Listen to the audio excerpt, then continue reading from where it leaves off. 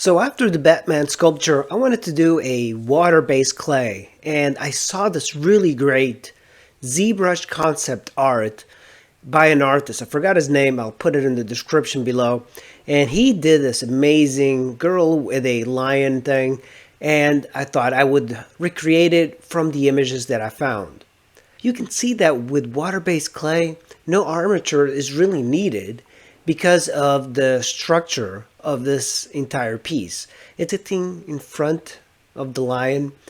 I did find it very difficult to sculpt the lion. I got to work on my proportions for wild animals like that.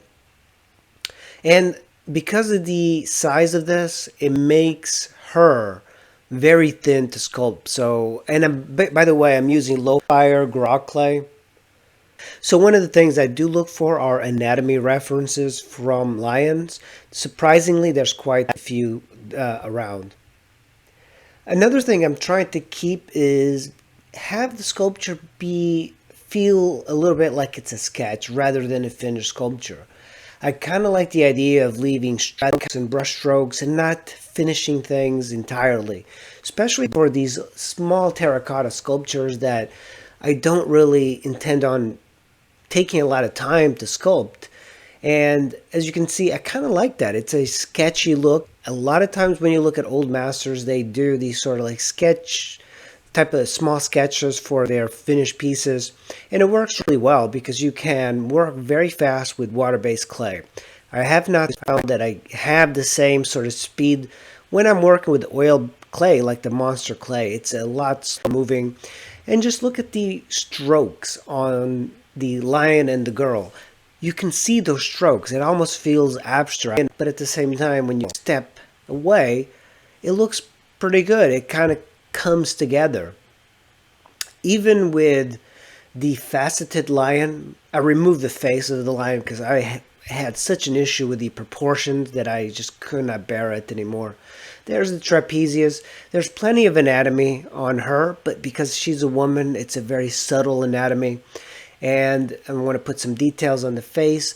Notice the tools that I'm using. And a lot of times I will use a silicone tool or a metal tool to indicate where bones come to the surface. I hit it with a little bit of a bristle brush, and now I have the muscles kind of smooth and blended into each other. The hair as well, it's windy according to the sculpture, so basically the hair is kind of flowing in the wind. It's surprisingly hard to do because there's a lot of weight on the hair itself, so it's a little bit of a balance. And that's a skull on the floor there. There's two skulls that I will be sculpting in this piece, and she's sitting on a rock.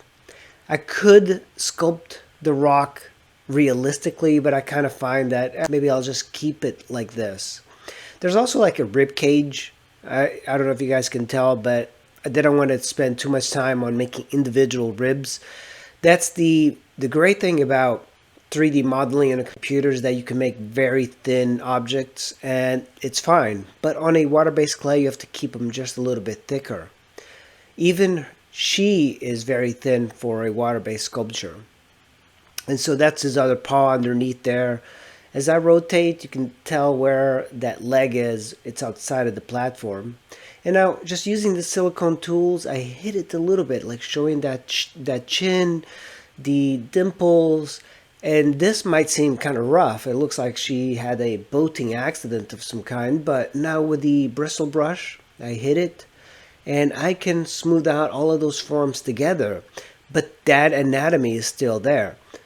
Eventually, I will hit it again with the metal tool just to indicate where the bones are coming to the surface or any emphasis, like the zygomatic arch. I might indicate it a little bit. This particular face is a little bit on the cartoonier side, which I kind of like. So I tend to make women with like very high cheekbones, but I think having a fuller face looks very, very nice for a sculpture once in a while. The feet, I noticed that my ankles, my cankles were getting a little bit too thick.